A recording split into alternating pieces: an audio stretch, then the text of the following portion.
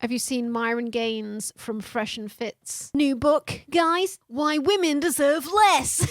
Myron can write. If you remember from my Manosphere video, Myron entered the writing market already. He wrote an ebook to like bring people into his sales funnel for his courses on how to pick up women and, you know, get rich and all that and get fit and get hench. Now it seems he's come out with full ass book, not just an ebook, a full ass book. Back when I made YouTube videos. Hey, I'm making multiple YouTube videos still, bitch. Back when you made YouTube videos. Amazon gives us a little preview. Why women deserve less. I love the graphic design as well.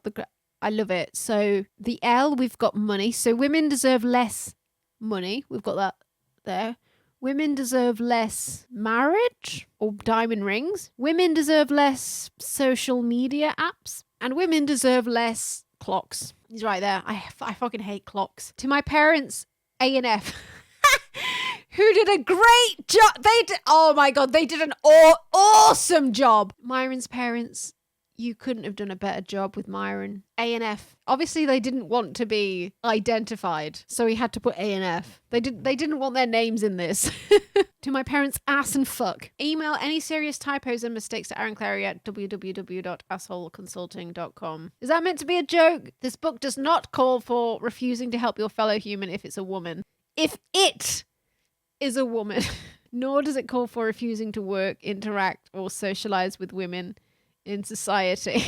We've already verbally objectified them in the first sentence. It is to prevent you from wasting your resources on the unreciprocated romantic pursuit of women to the point it ruins your life. Are you ready, guys? Oh, we've got the acknowledgements. Shout out to all these guys. Yes, Fresh Prince CEO. Rolo Tomasi. Sneeko, baby.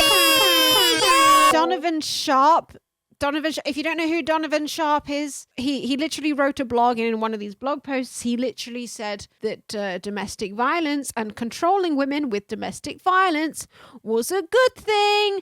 Dude, I would have knocked her fucking teeth into the back of her throat. I would have fucked her up in front of everybody. Give me a 10-year, dude, give me a 10-year fucking prison sentence, man. Andrew and Tiston Tate, baby! Woo! Chapter 1. What you're up against. This excerpt was taken from the book Game. So it starts with him. Literally the first paragraph in chapter 1 is literally just him plagiarizing Roosh V. He's just taken a rapist's paragraph. I mean, this is what I'm going to start my book with. A paragraph from a rapist. This excerpt was taken from the book Game, How to Meet, Attract, and Date Attractive Women by Roosh Balizadeh, released in 2018. This perfectly sums up what men are currently experiencing in the modern dating market. Beautiful girls in big cities are now directly or indirectly offered sex more than 1,000 times a month from men on the internet, bars on the streets, or within their social circle. More than 1,000 times a month. Girls in big cities. How many times is that a day? If you say there's on average 31 days, on average 32.26 sexual advances a day. I fucking wish! Clearly I'm not a beautiful girl in a big city. I ain't no beautiful girl in a big city, guys. If a girl has a basic internet profile, spends time on social networking, and goes out twice a week, I guarantee she's offered more cock than even the most famous women of the past. Oh my God. You have no fucking idea how socially inept most men are these days. And not just men, women as well. The pandemic fucked us all up. We don't know how to talk to each other anymore. We really don't. None of this is happening. None of this is happening. Of course, women are not interested in 99% of the men who offer her sex. But try to imagine the effect of your psychology if 1,000 women a month were trying to have sex with you. What kind of person would that make you?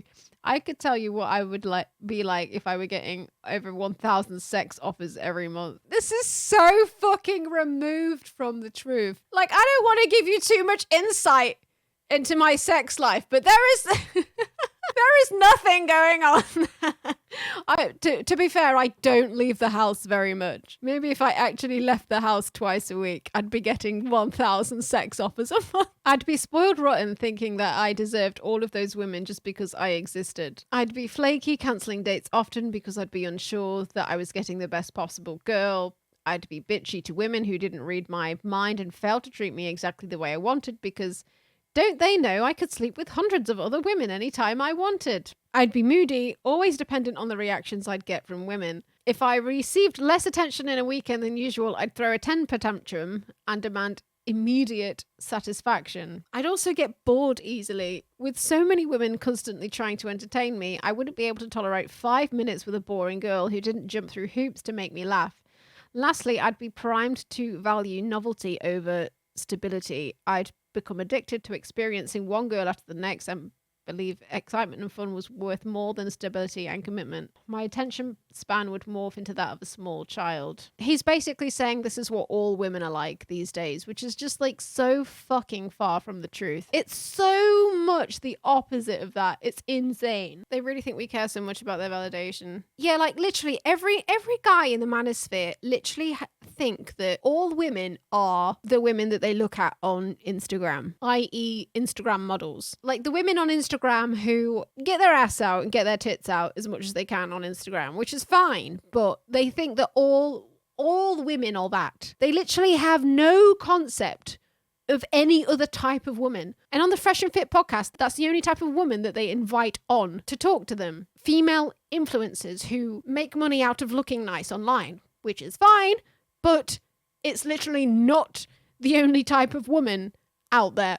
Far from it. Haven't I just described the modern woman? No, you haven't. While a large part of who we are is shaped by our genetics, environment plays a huge role. And when your environment is getting non-stop attention from thousands of people trying to have sex with you, your personality and even your humanity will become degraded, making it hard for you to connect meaningfully with anyone. He's touching on some truths with what dating apps have done to the dating world. It's not just women, it's men as well who have got into this sort of mindset of there are so many people out there and there might be someone out there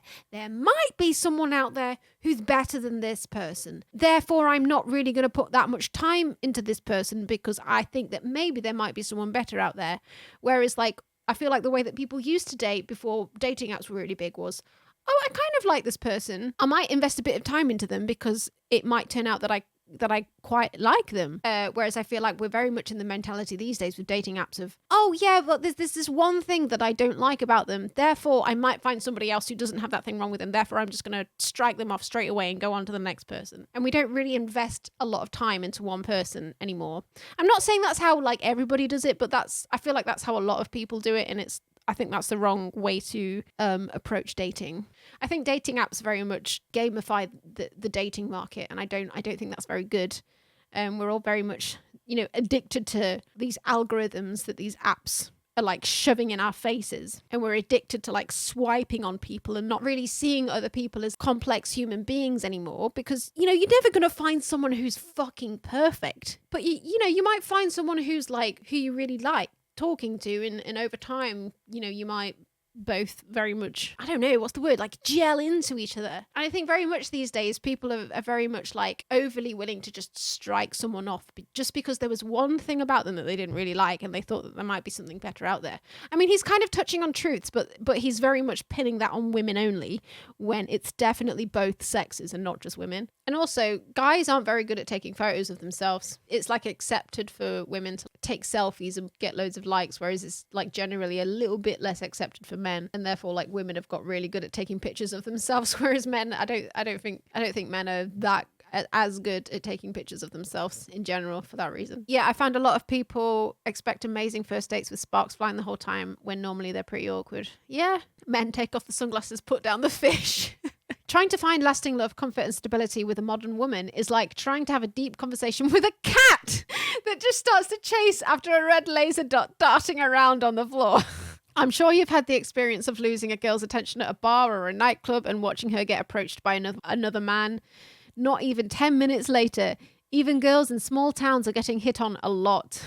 I met girls from backwater European villages who can describe to me all the local beta orbiters who are trying to sleep with them.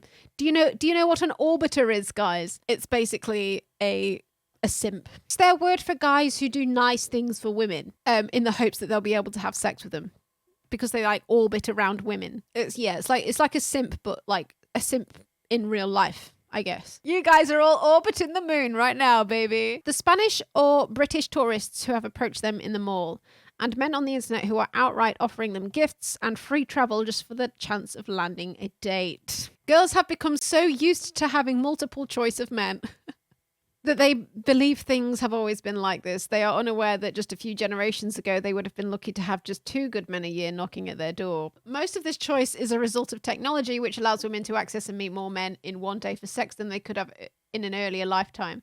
Since technology is continuing to advance rapidly, I don't predict a return to the old ways.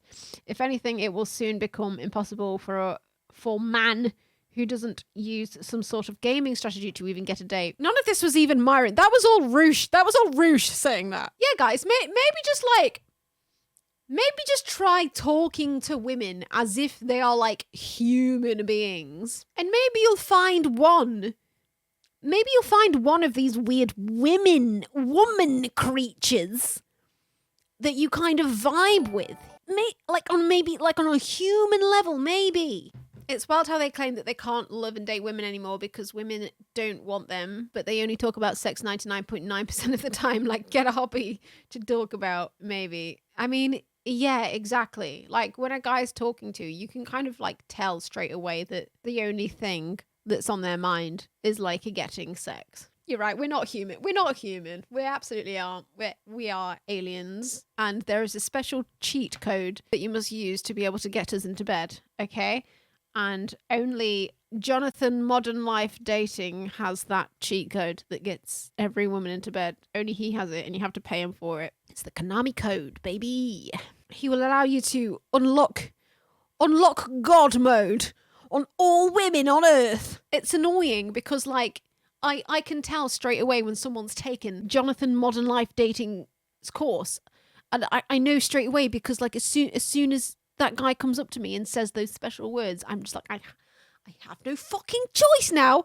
I'm going to have to sleep with this guy. It's annoying, really, because I have a lot to do. I'm a busy girl. But when one of them comes up to me with the cheat code, Chapter 2, Tom, Dick, and Harry. Oh, we've got a little story in this chat. Are you ready for story time, guys? Tom was crushing on a girl in class. At 15 years old, he was nervous, inexperienced. Is that a full stop where there should be a comma? Fucking hell. At 15 years old, he was nervous, inexperienced, and only had his single mom to guide him in his new dating life. Without guidance, Tom finally mustered the courage to approach his crush and ask her out. The approach wasn't polished. On the contrary, it was a horrendous train wreck. Yet, despite the awkwardness and crippling fear, Tom still managed to do a courageous thing. He walked up to the girl and asked her out. For this act of bravery, Tom was rewarded with his crush not only laughing at him in person, but blasting the event over social media. She spread the rejection over Instagram, Snapchat, Twitter, and Clubhouse. Guys, I'm going live because I need to tell you about this beta cook, Tom. Tune in now! Instead of rewarding his courage with a date or a simple thank you, but I'm not interested, she used it as an opportunity to promote herself at his expense. She used his tortured experience to gain popularity and clout amongst her friends. The rest of his freshman year, Tom was forced to endure this embarrassment in person and online. With shit like this, like, the kind of guy that they're really trying to like manipulate here is any guy who's had an experience like this with a woman. Not all women act like that, but some do. So like some women are fucking dickheads. It's true, but not all women. Hashtag not all women. Some women, will fucking do that shit and it's bullshit. What they will do is they will make money out of the guys who have been hurt and heartbroken by fucking shitty women by saying, all women are like this. Pay for my course so that you know not to be fucked over by this again, because all women are like this and all women will do this to you unless you pay for my course. And it's just like a manipulation tactic for any guy who's been fucked over by a woman like that and is still heartbroken over it. But it's also because men internalize their pain instead of sharing. Yeah, I know men who did that at school too, to be fair. Teens can be wildly crude sometimes. Yeah, boys can do a very similar thing. Absolutely. Yeah. Dick was a hard-working 25-year-old man. He worked 2 jobs. One as an entry-level IT guy during the day, and another as a bartender at night. He worked hard to repay his student loans and save for a home and retirement. Capitalism, baby! That's how you do capitalism right. Dick. Dick had a soft spot. It's not good when Dick has a soft spot, guys. Dick had a soft spot for Jane, one of the regulars at his bar. She would flirt with him, talk to him for hours at the bar, and make sexual jokes. Jane seemed interested in it. You think Jane was interested in Dick? So much so that Dick assumed a guaranteed date. After that, it was just a matter of getting some time off from his 80-hour work week schedule to smash. He's gonna smash Jane, guys. Dick is about to smash Jane. One day, Jane invited Dick over for dinner on a night Dick had off. It was the perfect opportunity to have the date brewing over the months, so Dick agreed to show up at her place at 5 p.m. The day before, Dick went to grab a pricey bottle of wine. Oh, it was pricey, guys. In the UK, I don't know what that means in other countries, but in the UK, that means anything over £5. Anything over £5 is a pricey bottle of wine. Ironed his shirt, polished his shoes, and scheduled an Uber in advance, as they lived in a major city. However, his real investment was not the things he bought. Oh no, not the £12 Uber or the £6 bottle of wine. No. But the excitement and anticipation he put into the date. This is like a GCSE maths problem question. How much money did Dick have left over at the end of the night? On the night of, he texted Jane, letting her know he was on his way. She curiously did not text him back. Dick has been ghosted. Dick has been ghosted. Thinking nothing of it, his Uber arrived at Jane's apartment building, where he texted her again to find out which apartment number to buzz. She did not respond. He checked the time, and it was 4:55 p.m. Right on schedule. He wondered if Jane was hurt, unable to return his texts. Soon, it was 5:10. A whole 15 minutes later. And Dick was starting to get cold. He was starting to shrivel up, guys. That wasn't his real size. He looked for a coffee shop or any public place, but none were open. Dick continued like this until 5:45, when he finally gave up. Oh, and got an Uber back home.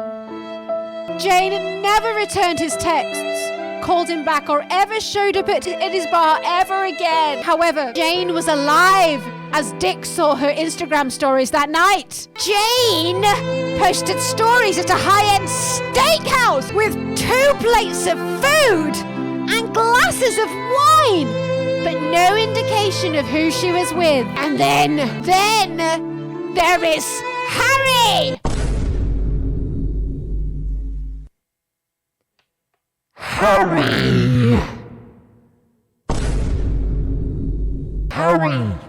Harry is 78. Holy shit, guys. Things just got spicy.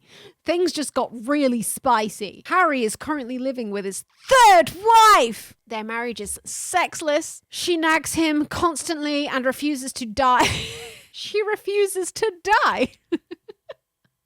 What? Or divorce him, as she depends on him for care. Harry, in return, is financially reliant on her because his prior 2 wives took his money and children via divorce. Oh, Harry's life has been hell. Harry spent 16 years in constant poverty, stress, and emotional torture from losing his children. Additionally, his 2 prior wives cheated on him.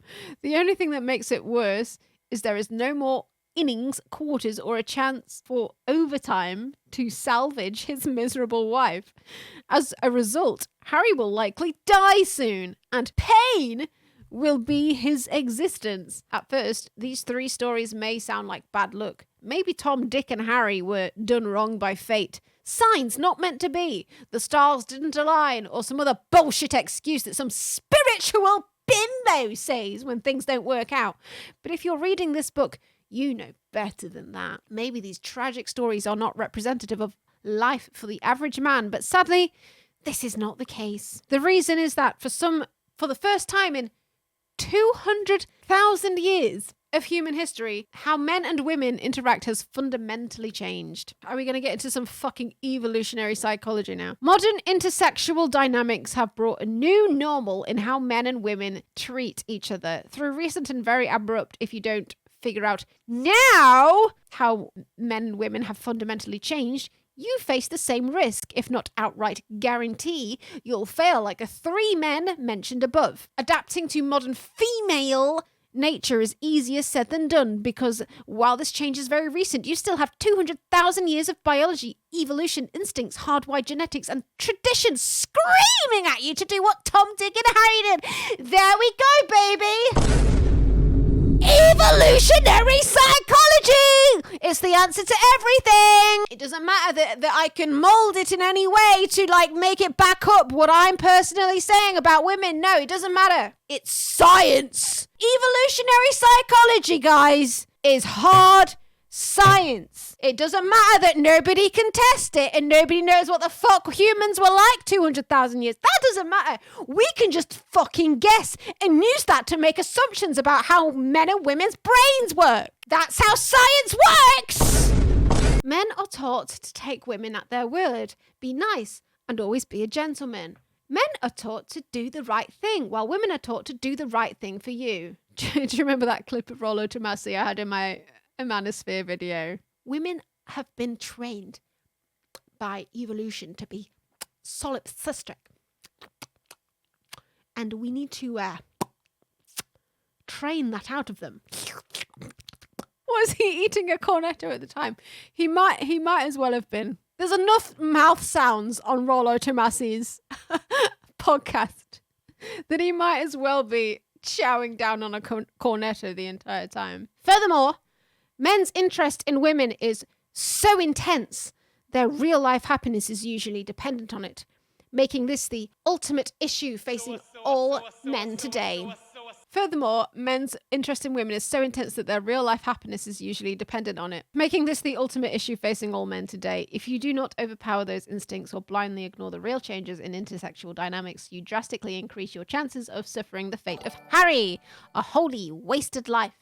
Therefore, all men today need to modernize their approach to reflect this new normal. Thankfully, there is hope. And you can get it in this book, guys. Harry and nearly every man over 50 needed the internet. Harry grew up in the old days where wisdom passed through your experience, family, friends, and inner circle.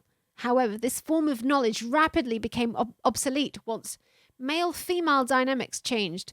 It took generations to form the conventional wisdom that would be helpful in the old days, so it has taken ages to create knowledge that would work today. Thankfully, the internet provides the ability to compare notes across the globe. In addition, the internet allows for fast recompilation of wisdom that helps men navigate modern women. What took men thousands of years via trial and error in the past takes men of today a mere 2 minutes of internet research.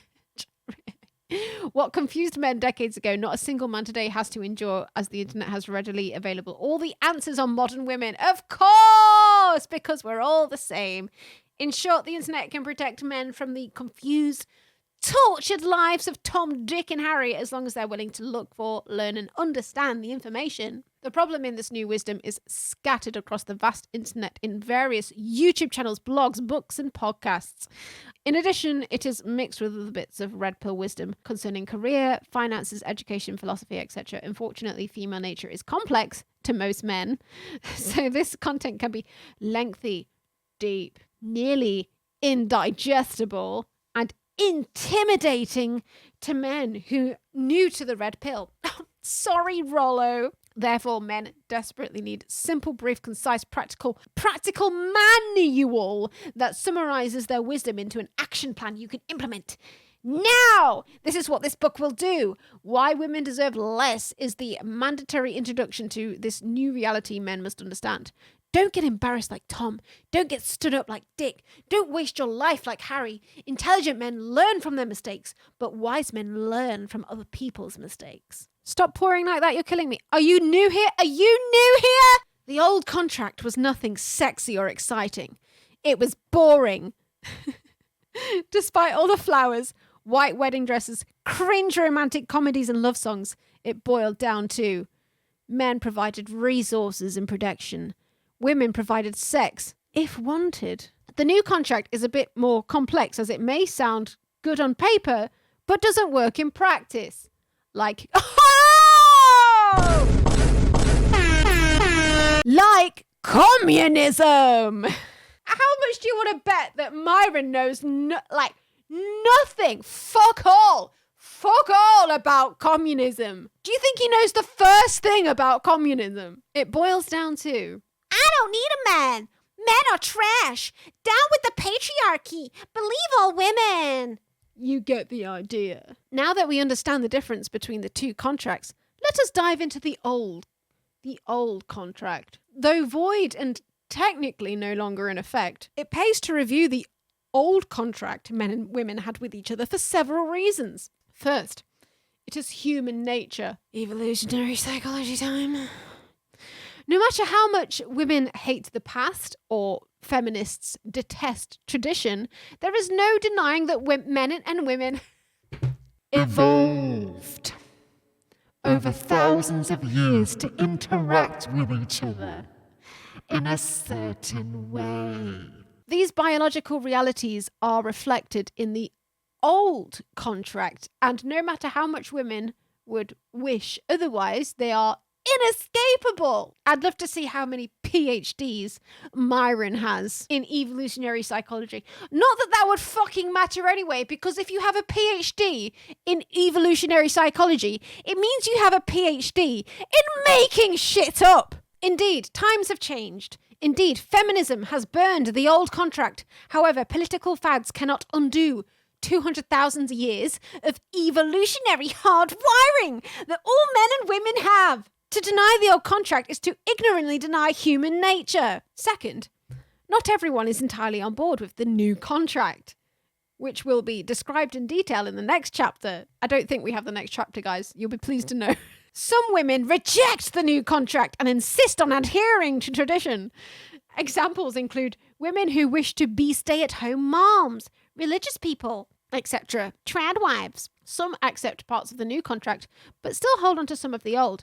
Examples include feminists who want you to pay for a date, career women who leave the workforce to raise their kids, and men who will commit but not marry, etc. Some people fully accept the new contract. Examples include feminists with purple hair, people that identify as one of the, here we go, 3,976,243 genders. Wow, Myron has counted, guys. Androgynous men who are open to relationships.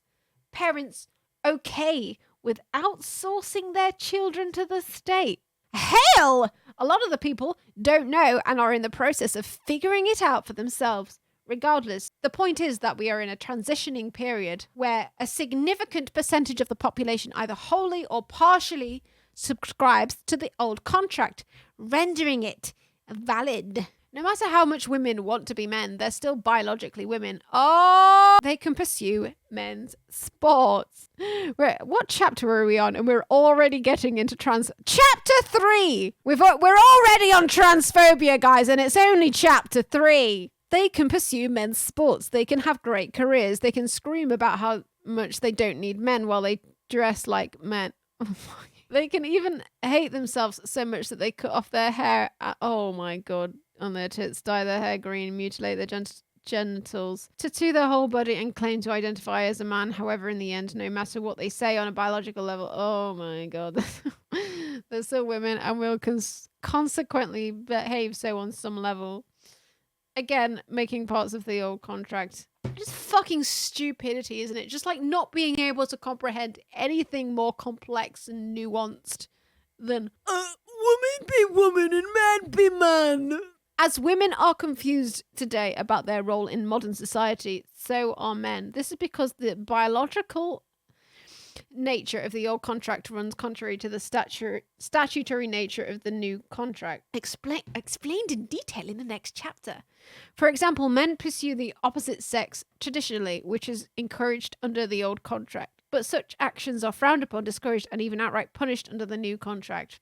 What the fuck is he going on about? What does he mean? Like, so the new contract doesn't allow men to basically sexually harass women and like manipulate them into bed? Is that what he's saying? And therefore it's a bad thing. He's basically saying that the Me Too movement was awful because now we can't manipulate women into bed. And that's what I've basically based my entire career off. For example, it was perfectly all right to buy a girl flowers in the past, and she would be naturally inclined to enjoy them. But if not done under the precisely right circumstances and conditions today, such a move would likely label you creepy, desperate, or even borderline stalker. It's like they're so fucking stupid that they can't like comprehend social interactions and when they can't comprehend when something's creepy and when something's not creepy. There's never going to be set rules where you're going to be able to look at exactly something someone did and go, yeah, that's creepy. Or no, that wasn't creepy. That's never going to be a thing. There's never going to be set rules because human nature is weird and it has context and it has nuance and you have to consider a lot of different factors. And sometimes it crosses over that line into creepy and you have to consider a lot of things. When it crosses over that line into creepy, a lot of things come into play. But they want these steadfast rules to live life by when that's literally not how humans work. Like Tom, Dick and Harry, you think you are doing everything right and are, according to the old contract, but those right things are in complete violation of the new contract, resulting in confusion and guaranteed failure. The confusion is stemming from you having been a creepy guy before and you not knowing and you being confused of how to not be a creep now. That's where the confusion is coming from. You having to change who you are as a person. And I'm sorry that you have to change who you are, but that's where the confusion is stemming from because there are other guys in society who have never been creeps. So they're not confused. Why are you confused? Consider why you're confused when there's other guys in society who are not confused. Understanding this will help eliminate much of your confusion about women today. Listening to Myron Games will not eliminate any of your confusion and it will only make you worse. Men must understand the old contract because your destruction is written within it. Whether you like it or not, whether it is fair or not, the seeds of every man's destruction are embedded in his natural male biology, sex drive and masculinity. Guys, you can't help being creeps because it's all in your balls. It's all in your balls. The creepiness is in your balls and you have balls so you can't help it because it's all in your balls and it creeps up into your brain and then that makes creep stuff come out of your mouth and it's in your balls. We should castrate you all like I castrated my cats. Neither of my cats are creeps anymore because I cut off their balls when they were like 6 months old, right? This is what we should do with you guys. I'm kidding. They're both complete creeps still. You know how much those cats stare at me when I'm getting changed? Little fucking creeps. When you're all 6 months old, we should be castrating all of you. And then you'll all adhere to the new contract, just like the purple-haired feminists want you to. Whether you like it or not, whether it is fair or not, the seeds of every man's destruction are embedded in his balls. Men who don't understand how traditional male nature conflicts with the new social contract of today face a life of poverty, strife, confusion, divorce. Guys, did you know you're poor because of your balls? Confusion, divorce, and even imprisonment. Did you know that you're currently watching this stream from a jail cell right now because of your balls? It is here where men's belief in outdated norms destroy them. And you must unplug from what you are wired and taught to do, how it used to be. Once again, burn this into your brain! Men provided resources and protection. Women provided sex and, if wanted, children. People may not like this emotional, transactional view of men and women, but it doesn't make it any less accurate. Okay. The relationship between most men and women throughout all of history has been transactional. It has been prostitution. All men are Johns, all women are whores. Oh my. But whereas the cold, clinical, economic nature of men's and women's relationships may not be sexy, in a beautiful irony, oh no, what came from this transaction certainly is. Yes, a man's primary interest in a woman was no doubt initially sexual, but if it were the right girl at the right time with the right guy, love would often be the result. This is fucking Elliot Rodgers like manifesto material, honestly. A woman might be viewed as evil by insisting a man make a certain amount of money before she commits to him. But in insisting a man have his financial act together, stability would often follow. Financial stability lays a solid foundation to stabilize a relationship and eventually a family. So is she a whore demanding a man make money? Not really.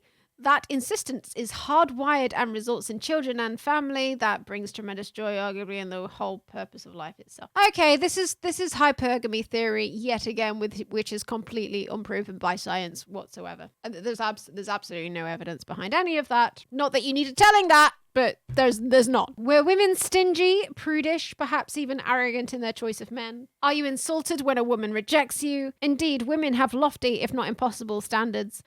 But if it were not for those standards, not a single innovation advancement. Oh, so basically, capitalism doesn't breed innovation, guys. Women breed innovation. If it were not for these standards, not a single innovation, advancement, or technology would have been made by men. So, like, the only reason men invented things ever in the history of mankind is because they wanted pussy, guys. That's the only reason that they did it. They wanted a bit of pussy. What the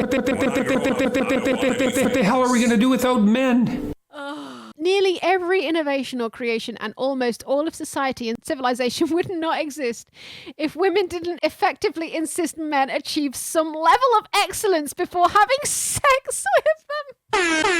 Well done, Myron. I'm now convinced. Like that was only a sample, but I'm already convinced that I deserve less. Oh! I'm holding to shit on some stories. I'm holding to shit on some stories. I'm holding to shit on some stories. I'm holding.